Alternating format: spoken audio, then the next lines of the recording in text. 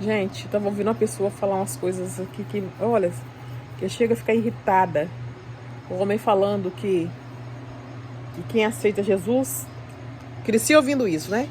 Que quem aceita Jesus e batiza nas águas, que vai ter a vida eterna, que vai subir direto para o céu. Gente, isso é tudo balela, isso é tudo mentira, tá? As pessoas que aceitam Jesus, as pessoas que vão para o céu, né? Que aceitam Jesus, que já são aceitos por Deus, desde quando a gente nasce, tá? E outra coisa, gente, essa pessoa boa de coração, as pessoas que seguem os 10 mandamentos, que conhecem a Bíblia, aquelas sim vão para o céu, tá? Gente, eu cresci na igreja católica.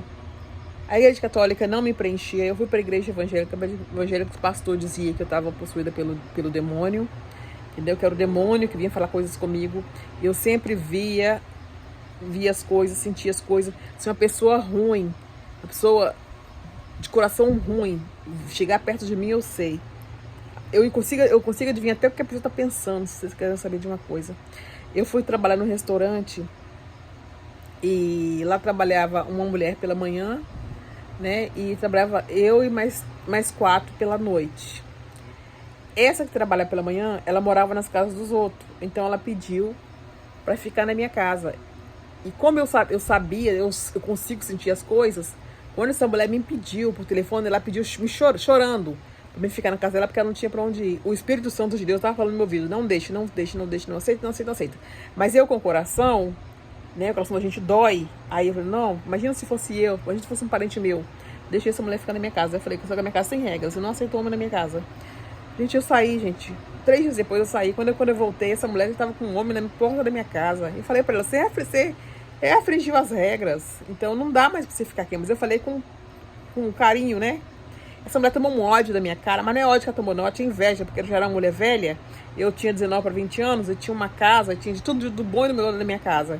Aí essa mulher tomou um ódio e contratou um homem pra me matar, gente. Pra me matar. Aí eu tava saindo do restaurante, aí o Espírito Santo de Deus, né? Aquele que o pastor dizia que era do diabo. O Espírito Santo de Deus chegou no meu ouvido e falou: você não vai por esse caminho hoje, você vai por outro caminho. Aí, sempre quando a gente ia embora, uma viatura que fazia a ronda daquela região seguia a gente. Eles seguiam a gente, a viatura, né? Que provavelmente são policiais abençoados por Deus, anjos de Deus. Eles seguiam a gente até a gente chegar na casa da gente. Porque a gente morava num lugar bom, né? Mas tinha que subir um morro. E o morro era meio sinistro. E eles seguiam a gente até chegar lá em cima. Aí só que nesse dia eu acho que eles tinham que fazer alguma coisa, ou fosse chamado para uma ocorrência mais distante, e essa viatura não estava. Gente, um homem seguiu as minhas amigas até no meio do caminho, porque não me viu, porque eu segui o caminho, um caminho escuro, estrada de chão, um lugar onde era de desova. Cheguei na minha casa para a honra e glória do Senhor, sã e salva. E esse homem, no meio do caminho, viu que eu não estava, gente. O homem voltou para trás. Cerca de 4 meses depois, eu fiquei sabendo que esse homem foi assassinado. Ele e a mulher dele, porque a mulher dele apoiava ele. E essa mulher que eu dei, né, guarita para ela, dei casa para ela morar, essa mulher teve uma morte, assim, estúpida. Ela estava bêbada em cima de uma ponte, veio uma viatura da Polícia Civil e passou por cima dela, gente. E eu ainda paguei o velório dela. O meu patrão reconheceu o corpo e eu paguei o velório dela. Porque não tinha ninguém, não precisava nem parente.